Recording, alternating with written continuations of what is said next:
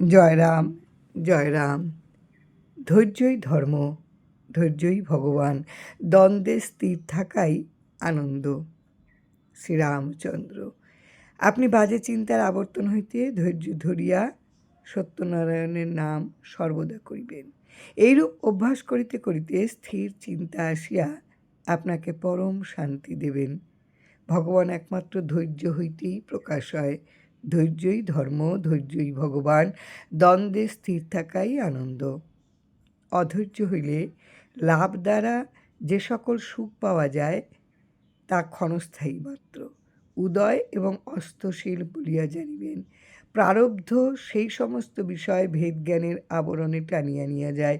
অতএব সর্বদা প্রারব্ধ বেগ সহিষ্ণুতার দ্বারা পবিত্র করিয়া পবিত্র হইতে চেষ্টা করিবেন। এই প্রকার মনের, বুদ্ধির, শরীরের বেগ সহ্য করিতে করিতে মন, বুদ্ধি, শরীর ভেদভাবের তরঙ্গ হইতে মুক্তি হইয়া পরিমাণ শক্তি জাগিয়া পারিবে, সংশয় নাই।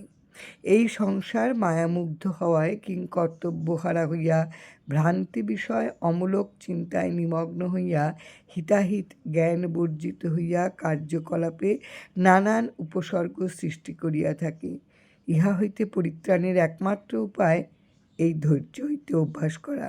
ইহা ব্যতীত অন্য কোনো উপায় নাই। নামময় হোক আমাদের সকলের প্রাণ। জয় রাম, জয় গোবিন্দ।